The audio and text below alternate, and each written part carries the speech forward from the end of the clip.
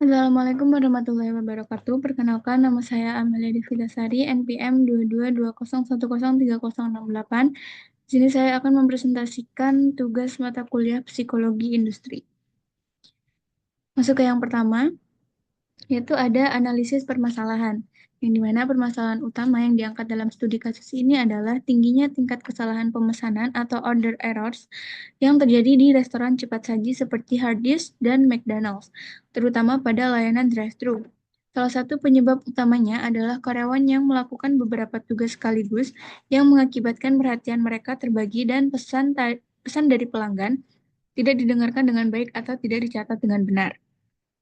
Nah, dari hal ini tuh dapat ditarik kesimpulan bahwa permasalahan utamanya ada 4. Yang pertama, tingginya tingkat kesalahan pemesanan karena multitasking. Yang kedua, gangguan komunikasi akibat kebisingan lingkungan sekitar yang mengganggu headset drive-thru.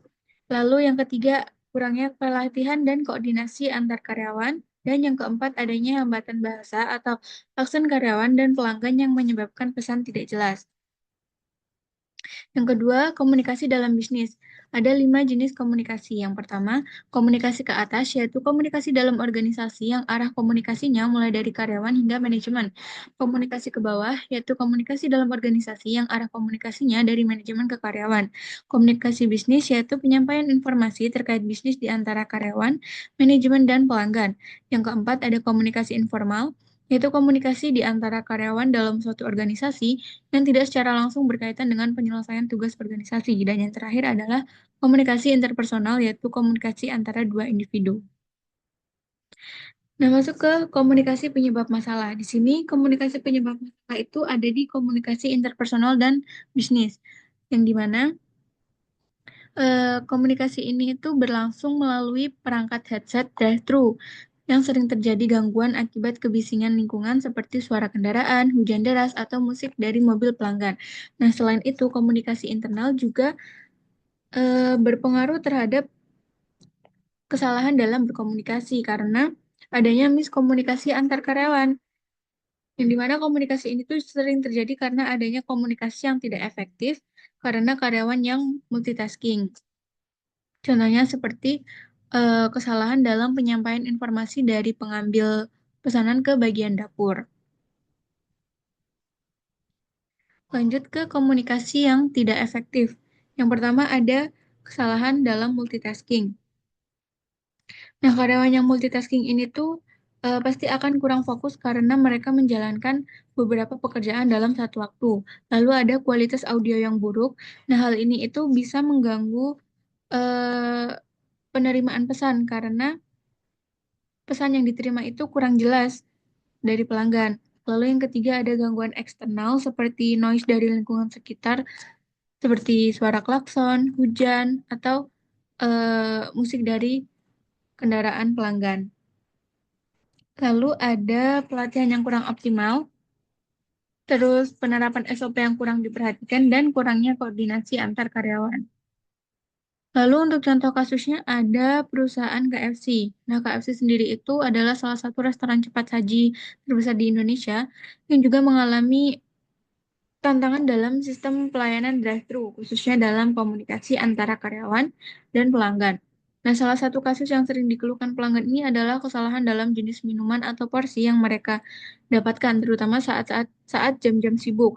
Contohnya seperti ketika pelanggan ini request untuk tidak menggunakan saus, tetapi waktu mereka menerima pesanan, ternyata tetap ada saus di pesanan mereka. Nah, penyebab utamanya apa? Penyebab utamanya adalah adanya gangguan audio pada speaker drive-thru, kurangnya info konfirmasi ulang, dan kurangnya pelatihan komunikasi. Nah, dampak dari hal ini itu pelanggan merasa tidak puas karena pesanan yang mereka terima itu tidak sesuai dengan apa yang mereka minta, sehingga mereka harus kembali ke restoran untuk mengembalikan pesanan. Nah, hal ini tuh berpotensi juga terhadap kehilangan pelanggan karena pengalaman negatif yang mereka terima. Lalu untuk solusi, itu ada 4 solusi yang saya berikan. Yang pertama, memberikan pelatihan komunikasi, yaitu dengan melatih karyawan agar lebih fokus untuk mendengar dan juga mengkonfirmasi dengan jelas. Lalu yang kedua ada penggunaan teknologi pendukung, yaitu menggunakan perangkat yang lebih efektif dan efisien untuk mengurangi kesalahan dalam pencatatan pesanan. Lalu yang ketiga ada peningkatan standar operasional produksi. Dengan meningkatkan SOP yang jelas itu dapat mengurangi kesalahan seperti mengkonfirmasi ulang pesanan dari pelanggan. Lalu yang keempat ada pemanfaatan multi-channel. Nah, dengan memanfaatkan hal ini itu memungkinkan pelanggan untuk melakukan pesanan melalui web, aplikasi, atau mesin self-service. Lalu yang selanjutnya ada kenapa efektif? Karena solusi ini tuh langsung menargetkan pada masalah utama, yaitu gangguan dan kurangnya fokus saat menerima pesanan. Nah, pemanfaatan teknologi juga dapat mengurangi kesalahan catatan pesanan pada komunikasi verbal, terutama dalam lingkungan yang bising atau saat bahasa menjadi penghalang. Lalu, cara mengukur keefektifan komunikasi yaitu dengan melakukan survei pelanggan, dengan meminta feedback atau umpan balik dari kepuasan pelanggan. Lalu yang kedua, mendata kesalahan pesanan, yaitu dengan mencatat dan menganalisis frekuensi kesalahan. Lalu yang ketiga ada observasi langsung, yaitu mengamati kegiatan kerja dan interaksi secara langsung di lapangan. Lalu untuk alternatif solusinya tuh apa ketika solusi-solusi ini tuh di tidak berjalan dengan lancar. Yang pertama ada memberikan insentif. Nah, ini tuh memberikan penghargaan kepada karyawan yang berhasil menurunkan tingkat kesalahan. Lalu yang kedua ada rotasi pekerjaan, yaitu mengurangi beban multitasking dan membagi pekerjaan itu sama rata. Lalu yang ketiga ada audit komunikasi, yaitu mengevaluasi terkait eh, sistem komunikasi yang ada. Lalu masuk ke kelebihan bagi perusahaan itu, yang pertama ada produktivitas meningkat. Nah, dari pelatihan dan penggunaan teknologi ini tuh membantu proses pemesanan lebih efisien. Yang kedua ada pengambilan keputusan lebih cepat karena informasi yang diterima itu jelas. Jadi perusahaan gampang untuk menindaklanjuti eh, menindaklanjuti masukan yang ada. Lalu yang ketiga, reputasi membaik.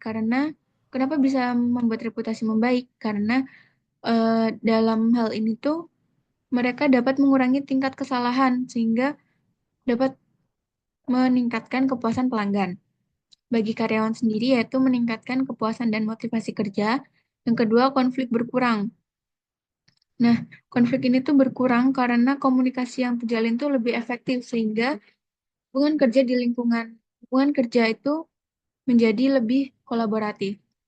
Lalu bagi customer sendiri itu meningkatkan loyalitas dan meningkatkan kepuasan. Dan selanjutnya ada kekurangan bagi perusahaan. Yang pertama, overload informasi. Nah, banyaknya data atau feedback yang masuk ke perusahaan itu membuat perusahaan tuh lambat dalam pengambilan keputusan. Yang kedua, ada biaya operasional naik. Dan yang terakhir adalah risiko miskomunikasi. Nah, meskipun eh, cara berkomunikasi ini telah diperbaiki, ketika SOP tidak dijalankan dengan konsisten dan teknologi yang digunakan itu tidak dipahami oleh semua karyawan, maka risiko miskomunikasi ini tetap ada. Lalu bagi karyawan yang pertama adanya kelelahan kerja akibat beban kerja yang menumpuk dan stres di lingkungan kerja karena adanya tekanan dari pihak manajemen.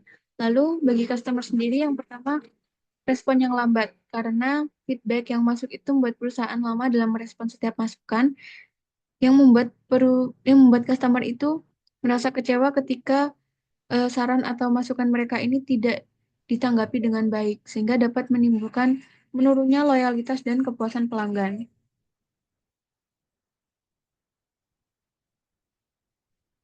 Lanjut ke kesimpulan, permasalahan utama pada layanan drive-thru restoran cepat saji adalah tingginya kesalahan pemesanan akibat komunikasi yang tidak efektif. Solusi yang diusulkan meliputi pelatihan komunikasi, penggunaan teknologi pendukung, peningkatan standar operasional, dan pemanfaatan multi-channel. Solusi ini itu efektif karena langsung menargetkan sumber masalah. Namun, tetap ada resiko seperti overload informasi dan respon yang lambat. Jika solusi utama kurang efektif, alternatifnya adalah insentif, rotasi pekerjaan, dan audit komunikasi. Nah, dengan perbaikan komunikasi, kepuasan pelanggan dan kinerja perusahaan dapat meningkat. Sekian presentasi yang dapat saya lakukan. Jika ada kurang lebihnya mohon dimaafkan. Wassalamualaikum warahmatullahi wabarakatuh.